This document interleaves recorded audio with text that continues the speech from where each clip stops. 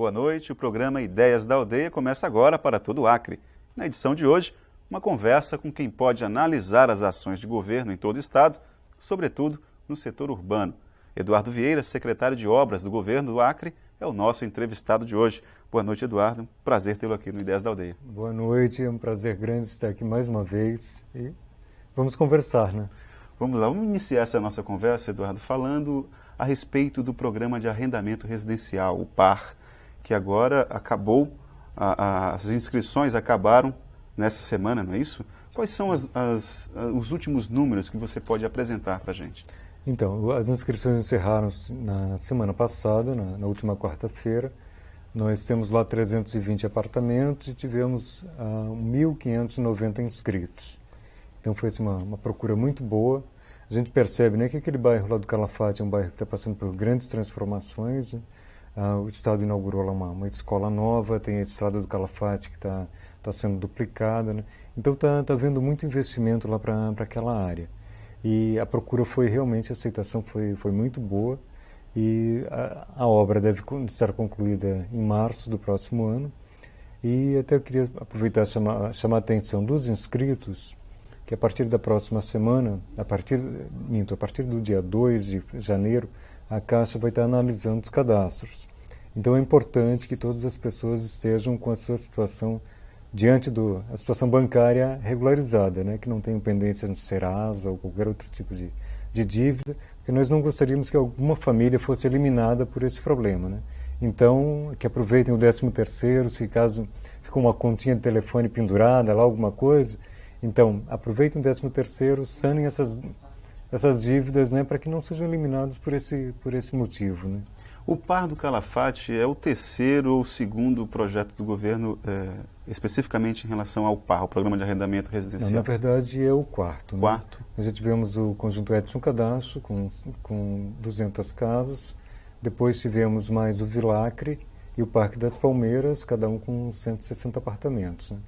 Agora temos lá no Calafate, na verdade no Calafate são 2 empreendimentos de 160 apartamentos, e já lançamos, né, mais o outro lá onde que era identificado antes como o Parque dos Sabiás, que nós eliminamos aquelas casas lá, que eram uma mancha negra na história da habitação aqui do estado, né?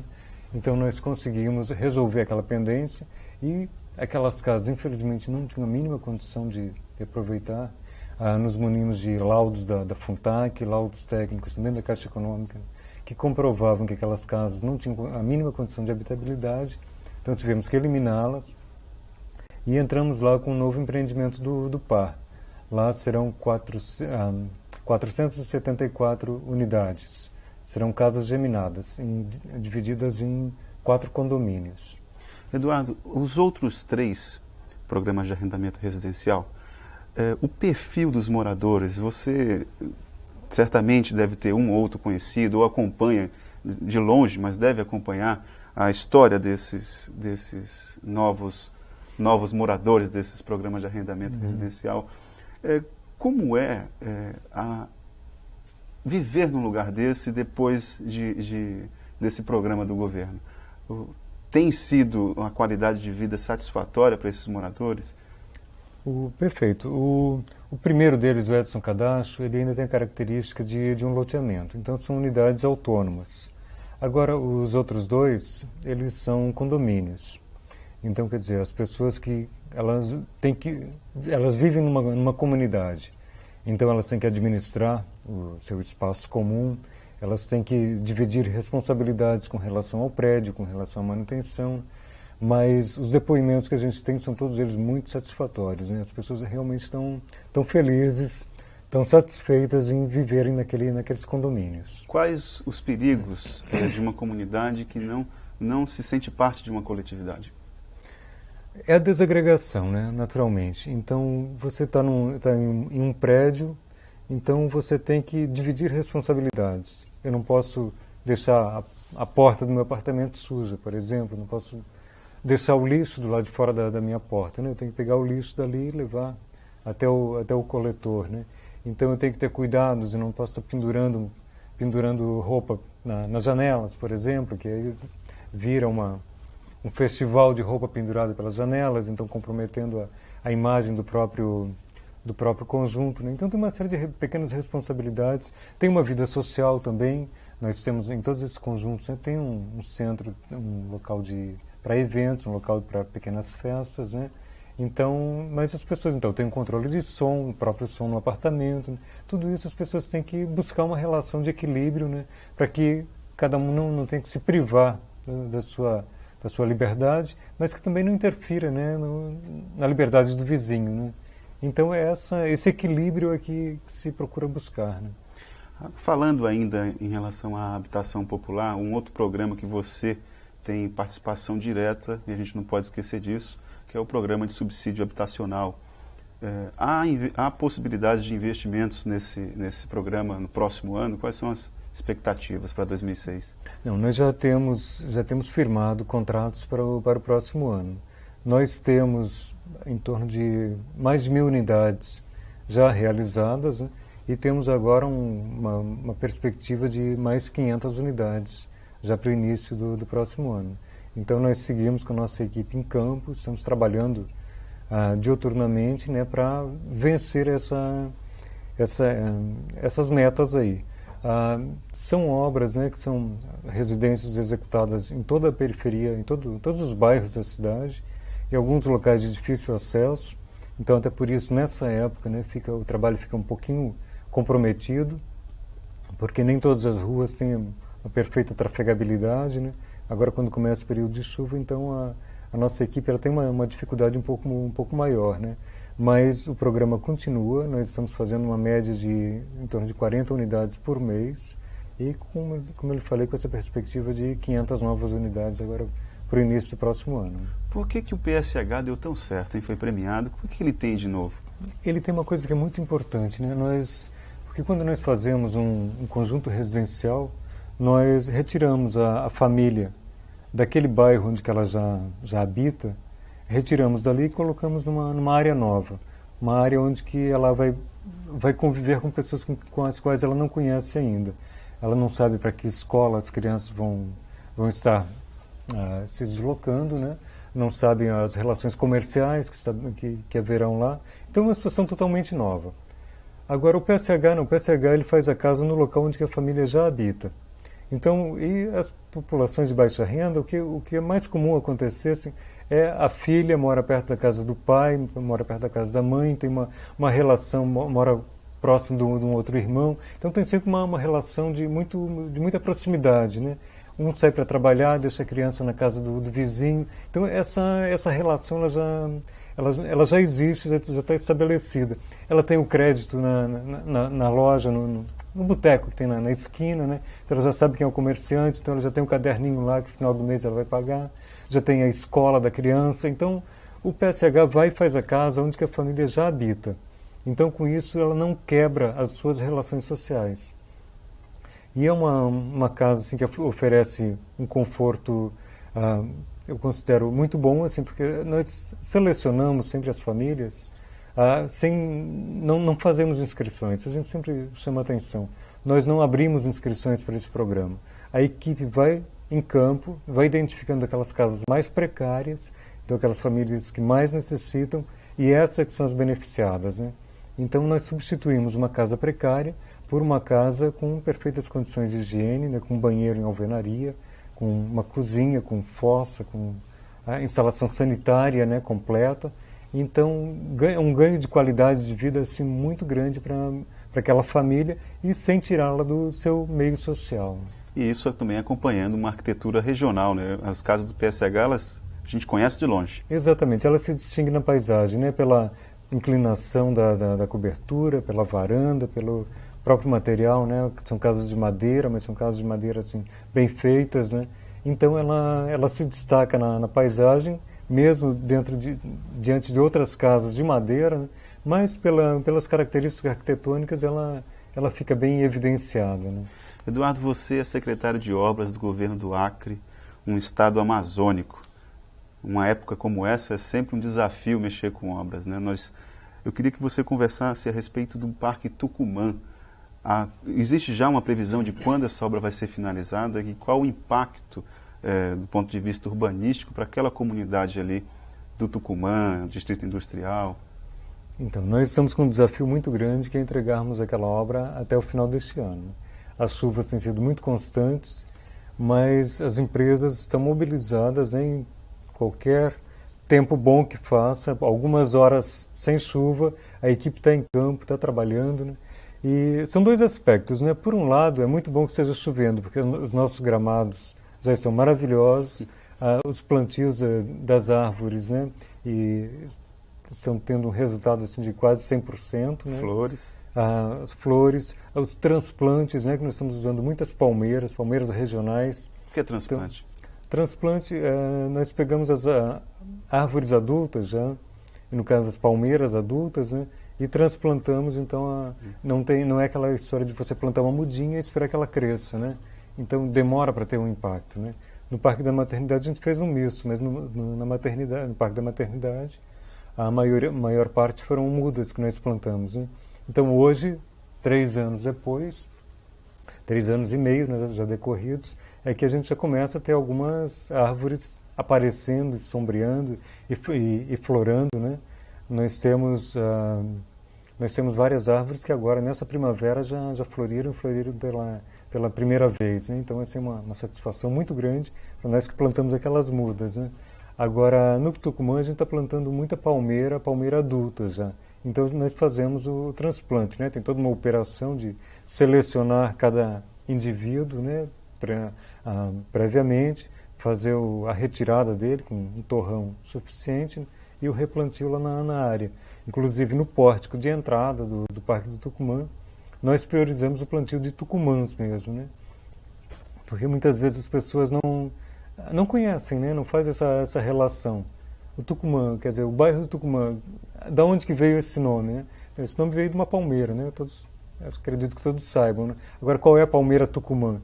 Então, no pórtico de entrada do Tucumã haverão vários tucumãs. Então, quem tiver dúvida, aquelas árvores ali são os tucumã. Aí tem tucumã, tem a jarina, tem o pupunha, tem a jaci, tem o uricuri. Então, tudo isso vai estar distribuído ali ao longo do parque, né? Além de muitas árvores, né? Priorizamos sempre árvores que têm uma floração intensa, né? E selecionamos aí a coloração da floração, o período de floração, né? Para que sempre tenhamos árvores floridas lá no parque, né? Eduardo, pensar o Parque da Maternidade foi mais fácil ou mais difícil? Parque da Maternidade não, perdão, o Parque Tucumã. Foi mais fácil ou mais difícil do que o Parque da Maternidade? Quais são as características de um e de outro que a gente pode falar rapidamente? Enquanto obra, o Parque da Maternidade foi mais complexo, né? Até pelo próprio canal da maternidade que havia ali, né? Então teve uma obra e está mais inserido dentro da malha urbana, né? De Rio Branco, muitos cruzamentos de ruas importantes, né? Então o Parque da Maternidade foi mais difícil e foi o primeiro. Agora o Parque do Tucumã a gente já tem a experiência, né, acumulada do Parque da Maternidade e também a área era uma área mais branda de intervenção, assim, não tivemos intervenções tão radicais, né?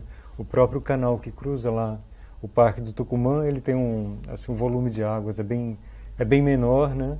Então foi mais fácil de trabalhar e não havia também tanta interferência já naquela área. A área estava liberada, né?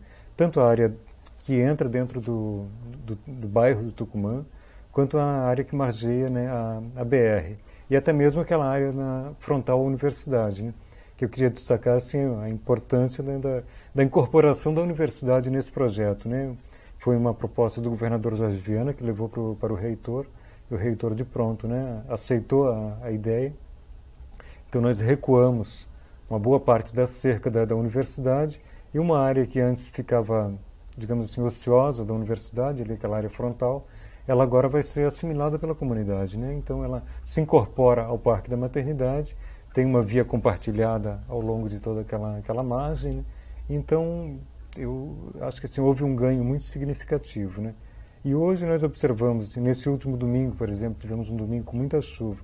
Final da tarde, terminou a chuva, foi um belo final de tarde. A quantidade de pessoas que nós já tínhamos lá no Parque da Maternidade, que eu tomei o cuidado de ir lá verificar, uma quantidade muito grande assim, de famílias já desfrutando do Parque da Maternidade, do Parque do Tucumã, antes mesmo dele estar concluído, né? Isso é uma coisa assim, que nos dá uma alegria, uma satisfação muito grande. É isso que eu ia te perguntar agora. Que sensações te trazem uma obra, um lugar que antigamente era inóspito e agora é, é usado pela comunidade? Que sensações te dão isso? Eu acho que assim, o Parque da Maternidade, por exemplo, ele é um marco, né, para a cidade de Rio Branco. Eu acho que ele interferiu na qualidade de vida da população. Então nós vamos hoje, todo final de tarde ou de manhã muito cedo no Parque da Maternidade, é uma quantidade muito grande de pessoas caminhando no Parque da Maternidade, se exercitando, né, nos finais de semana. Então, e o que é muito importante é que é um lazer assim, absolutamente democrático, né? Porque o Parque da Maternidade, ele sai do centro e vai até os bairros, né? Até o bairro Ivete Vargas, por exemplo, que é um bairro de uma comunidade assim, de um poder aquisitivo relativamente baixo, né? E o parque está entrando lá dentro do bairro, na porta da casa das pessoas, né? Então eles desfrutam do Parque da Maternidade da mesma maneira que os outros segmentos da sociedade de Rio Branco desfrutam, né? Então ele é absolutamente democrático, né? E você vê pessoas dos mais variados bairros e classes sociais utilizando aquele parque, né? E se exercitando, né? Que eu acho que é muito importante as pessoas saírem de dentro das suas casas, saírem da frente da televisão e irem caminhar e viver, cidade, né? Ir para a cidade, né? E ir para lá com prazer, com gosto, né? E assim, para mim também, particularmente, né? Eu como arquiteto urbanista, né? Para mim assim, uma alegria muito grande, né? Chegar lá e ver assim a maneira como se transformou aquele espaço ali, né? E que a gente percebe que a população toda assimilou e incorporou aquilo ali, né? Uma área que era uma área degradada e hoje é uma área supervalorizada, né? Os próprios imóveis, né, que haviam ao longo do parque, que antigamente faziam fundos para o Parque da Maternidade, hoje a frente deles está se voltando para o Parque da Maternidade. No Parque do Tucumã a gente já tem depoimentos assim com relação à valorização dos imóveis lá no Parque do Tucumã, assim, fantástica, né? E pessoas que queriam vender anúncios de imóveis, né, de 15 mil, alguns no ano passado, hoje está na faixa de 70 mil, por exemplo. Então, assim, foi uma valorização muito grande, né? Quer dizer, valoriza o patrimônio das famílias, né, que moram lá naquele bairro. E até, assim, aquelas famílias que moram lá no Tucumã, até eu gostaria de chamar a atenção para isso, né? Lá é um bairro, assim, de habitação popular. A proposta dele original era essa, né? De uma predominância, hoje eu até acredito, de classe média, né? E aquilo ali está sendo feito para a população daquele bairro, que eu acho ruim, é quando a gente faz um investimento de melhoria para aquela comunidade, e aí a própria especulação imobiliária acaba expulsando aquela população e transferindo ela para outro bairro. É o mesmo exemplo, né, que a prefeitura fazendo um investimento muito grande no Mocinha Magalhães. Mas está fazendo um investimento no Mocinha Magalhães para a população que mora no Mocinha Magalhães. Então, eu acho que é triste para a gente quando esse investimento acaba expulsando aquela população pela especulação imobiliária. Então, é importante que aquela população do Mocinha Magalhães permaneça lá. Aquele benefício é para ela. O benefício que a gente está fazendo no Tucumã é para a população do Tucumã e para a população de toda a cidade, né? Então, não é uma coisa para expulsar aquela população para uma outra área sem infraestrutura, né? Para que venham pessoas com poder aquisitivo maior se instalarem ali. Então as pessoas têm que incorporar isso, né, que não é o valor financeiro do imóvel, né, mas o ganho da qualidade de vida, que eu acho que é isso que a gente está buscando com todas as obras que a gente está fazendo na cidade. Eduardo, vamos fazer um breve intervalo e voltamos em instantes. O Ideias da Aldeia volta após o intervalo.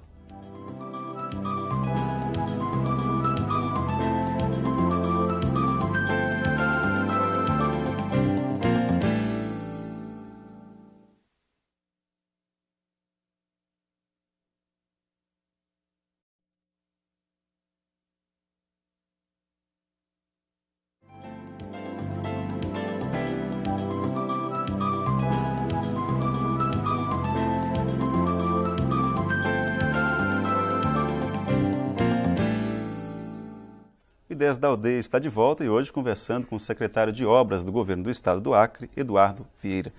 Eduardo, plano diretor. Vamos iniciar o nosso segundo bloco falando a respeito de plano diretor. Você, como arquiteto, participou ativamente da construção do plano diretor da cidade de Feijó.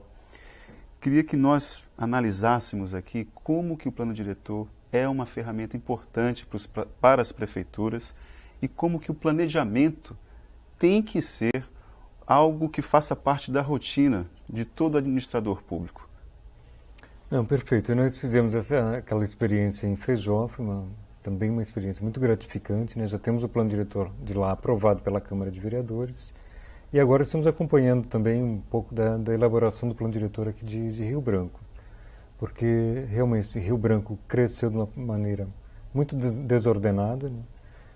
Aliás, assim, o planejamento da cidade como um todo, né? Ao longo da história, eu acho que ele ficou num segundo plano, né? O planejamento urbanístico de Rio Branco, porque houve algumas intervenções pontuais, mas a cidade tem que ser pensada como um todo, né? A cidade é um grande organismo vivo, então esse grande organismo ele tem que se mover de forma harmônica, né? Não dá para você desenvolver uma área, fazer um investimento sem prever quais as consequências daquele investimento, né? Então, e hoje nós estamos fazendo investimentos muito pesados, estruturantes, aqui da cidade de Rio Branco, então isso tem que ser compatibilizado com o planejamento, né?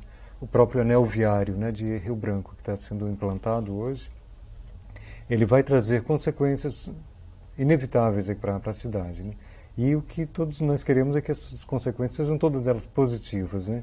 Então, a duplicação da Avenida Ceará, o anel viário, a duplicação da Estrada do Calafate, né? A própria BR nessa área do Parque do Tucumã, como nós falávamos agora, né?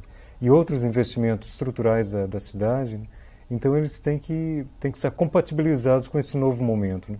E a Prefeitura está fazendo um trabalho muito importante, né? Que está fazendo, num primeiro momento, agora concluíram a leitura da cidade, que é aquele diagnóstico social, diagnóstico físico, né? Para ver o que nós temos, qual é a estrutura que a gente tem, para onde a cidade está crescendo, quem é a população que habita aqui a cidade, qual é a vocação econômica da cidade, quais as potencialidades que tem, quais as áreas que não podem ser ocupadas. Isso é muito importante nós observarmos, porque nós temos assim, as cidades na Amazônia, geralmente elas têm áreas frágeis, áreas alagáveis, áreas próximas de rio, áreas de deslizamento, então áreas que não podem ser ocupadas, né, e que de uma ou de outra forma elas acabam sendo ocupadas, né?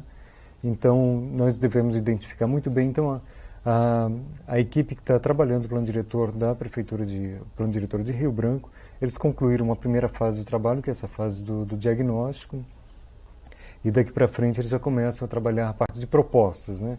Então eu acho que é um trabalho assim, que está sendo muito bem feito, um trabalho de uma equipe muito consistente, né? Uma equipe forte que está trabalhando e que eu acho que vai indicar assim rumos muito concretos, né, para o crescimento de Rio Branco. Eduardo, um presidente de uma associação, uma liderança em cidades pequenas como Santa Rosa do Purus, Tarauacá, Jordão, por exemplo, como que essas lideranças podem cobrar das autoridades esse comprometimento pela cidade amazônica? Como é que cidades tão pequenas como essas podem crescer de uma maneira certa, assim, com a nossa cara? Eu acho que, em primeiro lugar, as administrações locais, começam pelos prefeitos, né? Prefeitos, Câmara de Vereadores e as lideranças, como você mesmo falou. Eu acho que eles têm que ter uma visão bem concreta, né? bem precisa do que é essa cidade, como é que deve ser essa cidade na Amazônia. Porque nós nos guiamos muito por modelos externos, né? Rio Branco tenta copiar Brasília em algum aspecto, tenta copiar Rio de Janeiro, tenta copiar outros centros, as cidades maiores do interior tentam copiar Rio Branco, e aí Jordão copia Tarauacá, que tenta copiar Rio Branco, que tenta copiar não sei quem. Então vai numa cadeia assim que é maléfica, né? E eu acho que a gente tem que fazer o oposto. Vamos ver como é que é Jordão, vamos ver como é que é a natureza de Jordão, que a natureza lá tá mais intocada. Então, aí Jordão se desenvolve de uma maneira que talvez Tarauacá possa se espelhar em Jordão, Rio Branco se espelhar em Tarauacá, e nós nos espelharmos assim na coisa mais nativa, mais crua, mais verdadeira, né, da Amazônia, né? Então, assim, quando a gente vai Marechal Thaumaturgo, Porto Walter, Jordão, Santa Rosa, são pequenos municípios ainda que estão começando a sua vida urbana, né? Então eu acho que eles têm que, em alguns momentos a gente já percebe que o prefeito de lá, que a administração, ela tenta copiar elementos que não são os mais apropriados, né? Então eu acho que inicia por essa tomada de consciência lá na ponta, né? E aí assim, um município como o Jordão, onde a população indígena é muito presente, então vamos ver como é que é a maneira deles construírem, a maneira deles se organizarem. Talvez tenham elementos ali importantes para a gente até reproduzir na cidade ou próximo da cidade, né?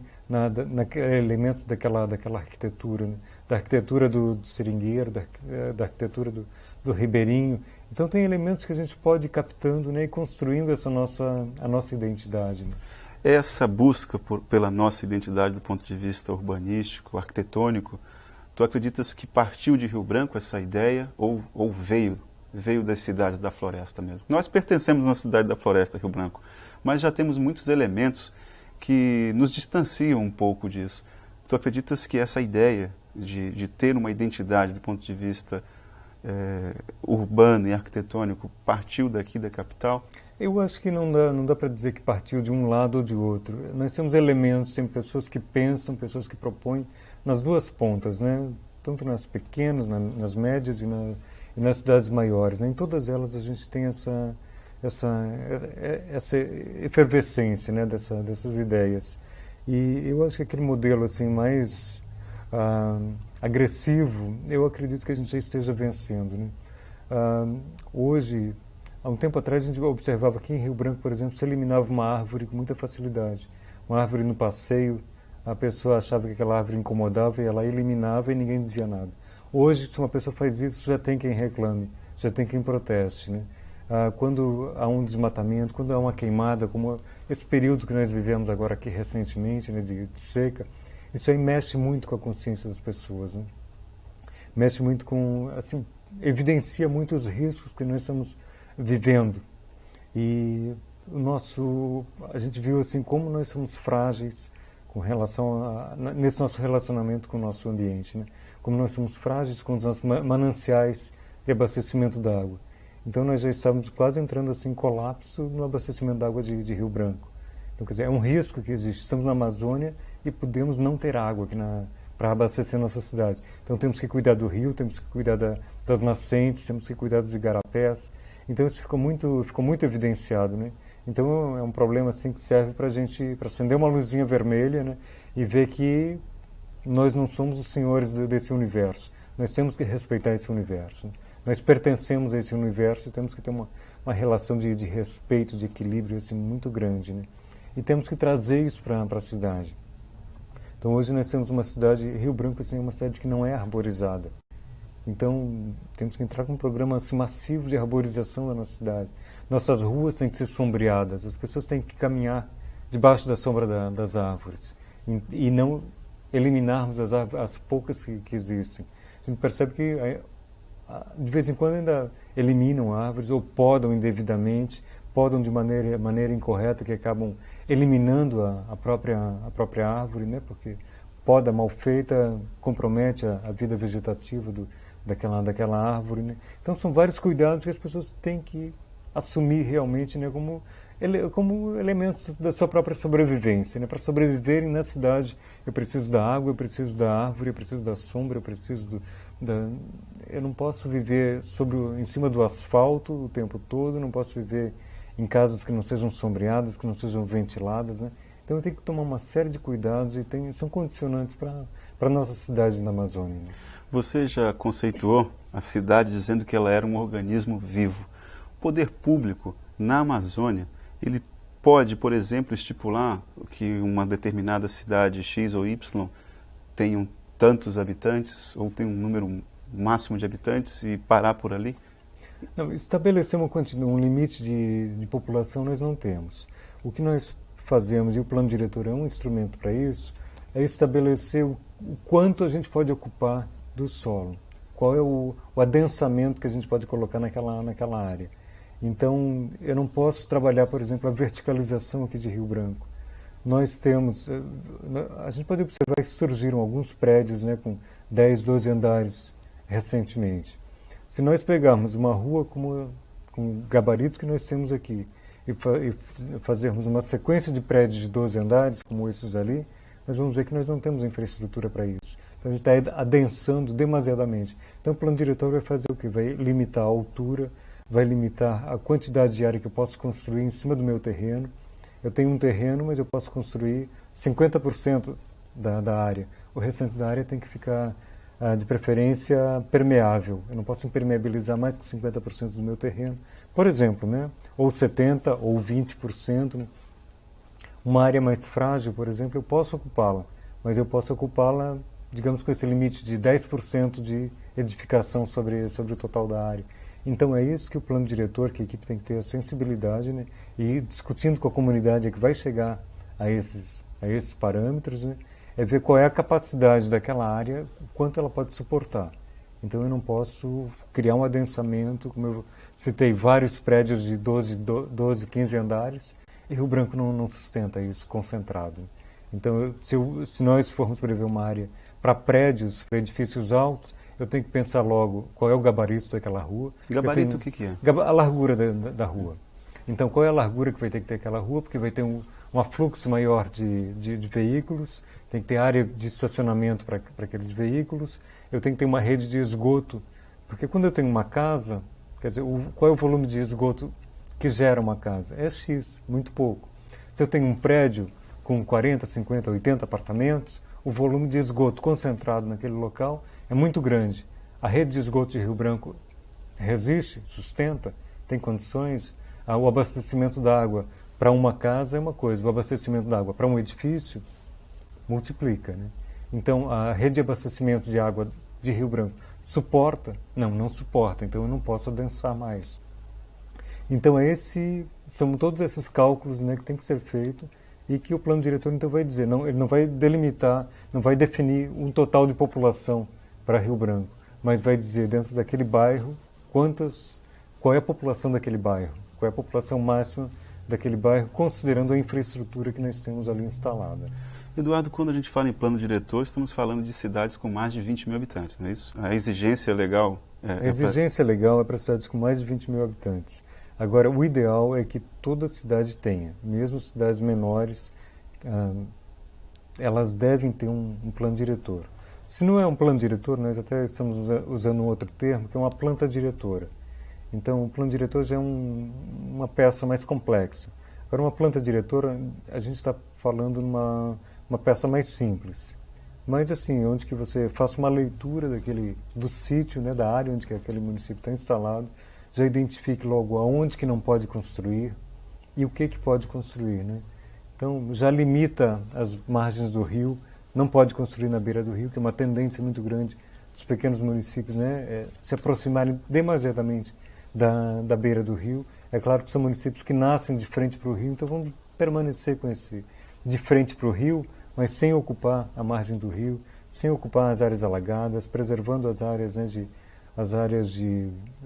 manancial, preservando os igarapés, preservando o que ainda tem de mata nativa próximo da cidade, tentar incorporar essas áreas como áreas de parque ou áreas de preservação, que não precisa ser um parque com toda aquela infraestrutura como a gente tem esses parques aqui de Rio Branco, né? Citando novamente o exemplo do Parque da Maternidade ou do Tucumã. Mas um parque talvez um pouco mais na linha do Parque Chico Mendes, onde você tenha a mata, você tem algumas trilhas, você tem um mínimo só de estrutura, né? E que a pessoa já tem uma convivência maior com a mata nativa mesmo. Então, são esses elementos que a gente tem que ir montando para esses pequenos municípios. E uma planta diretora, ela já atenderia a essa necessidade. E os nossos prefeitos, você que acompanha as dificuldades deles todos, eles estão atentos a essa necessidade de se estabelecer essa planta diretora, mesmo nas cidades menores? Eles estão, sim. Nós temos recebido várias solicitações de apoio técnico para a elaboração desses trabalhos, né? E eu acredito que eles já estão bastante sensibilizados. Infelizmente, as prefeituras elas não têm hoje uma equipe técnica que seria importante que elas tivessem já um aporte próprio mas nós temos a Associação dos Municípios, né, que também tem dado uma contribuição muito importante para esse trabalho, e eu acredito que, como meta agora para o próximo ano, o trabalho feito pela Secretaria de Obras, Secretaria das Cidades, a Associação dos Prefeitos, né, nós já estaremos avançando em vários municípios aí do estado com essas plantas diretoras, né, e alguns planos diretores. Eduardo, para finalizar essa nossa conversa, as comunidades, e elas devem fazer isso mesmo, sempre exigem muito do poder público tornar a cidade um ambiente mais agradável. E o que cada célula, o que cada casa, o que cada núcleo familiar pode fazer para tornar o bairro ou a sua própria casa em um lugar mais agradável? Eu acho que tem algumas coisas que são muito simples, né, de serem feitas. Em alguns eventos que nós já tivemos aqui discutindo até mesmo o plano diretor, ou na conferência das cidades, quando nós circulamos em todos os municípios, nós falávamos assim que se um morador limpa a frente da sua casa, a cidade está limpa. Ou o comerciante limpa a frente da sua loja, a cidade está limpa, né? Então, vai somatório. Então, se a pessoa faz a calçada na frente da sua casa, se a pessoa limpa, se a pessoa tem um jardim bonito na frente da sua casa, se planta uma árvore na calçada, na frente da sua casa, então se cada um faz a sua frente, uma rua o que é? O somatório das várias frentes, né? Então, se cada um assume a responsabilidade sobre aquele espaço na frente, porque muitas vezes a gente observa, a pessoa limpa todo o seu quintal e joga na frente da casa e fica esperando que um dia a prefeitura vai lá e recolha aquele lixo. A prefeitura tem a obrigação de recolher o lixo domiciliar, aquele lixo, aquele saquinho que a família produz durante o dia, no dia seguinte coloca lá na frente da casa. A obrigação da prefeitura é aquele ali. Agora, esse lixo, esse entulho, tudo isso que é gerado, um lixo maior, então isso não é obrigação da prefeitura. E às vezes a gente observa, assim, a pessoa vai lá, poda a árvore, poda um monte de coisa e joga na frente da casa e não é responsabilidade sua, parece, né? Limpa, deixa o seu quintal limpo e transfere a responsabilidade pela sequência, né? Mas a rua é de todos, né? Então, quando aquela pessoa que está andando de carro e joga o lixo pela janela do carro, quer dizer, que é uma coisa assim que eu tenho vontade de ir lá e correr atrás, bater e devolver ou uma latinha de cerveja, ou o que quer que seja, né? Então é isso, se eu entender que como aquele espaço público que eu não posso estar agredindo, jogando uma latinha de cerveja pela janela, então a pessoa já está contribuindo com a limpeza da cidade, né? Porque, não digo, não sujar é a melhor maneira, né, de manter a cidade limpa, né? E por outro lado, mesmo que não faça uma calçada na frente da casa, mas que mantenha capinado, mato batido, né? Plante uma grama, não tem dinheiro para fazer a calçada, plante uma grama na frente da casa e deixe aquela grama. Então, quer dizer, varra 2, 3 vezes por semana à frente da sua casa. Então, são as pequenas contribuições que cada família pode dar para nós termos uma cidade com muito mais qualidade. Então, Eduardo, a equipe do Ideias da Aldeia agradece muito a sua participação aqui no nosso programa. Então tá, eu agradeço também muito a oportunidade, é sempre um prazer estarmos aqui, né? E a ideia, né, de uma cidade sustentável, uma coisa que eu acho muito provocativa, muito instigante, né, e que a gente gosta de estar discutindo assim, a cidade sustentável em todos os seus aspectos, né? Então, estamos à disposição. Boa noite.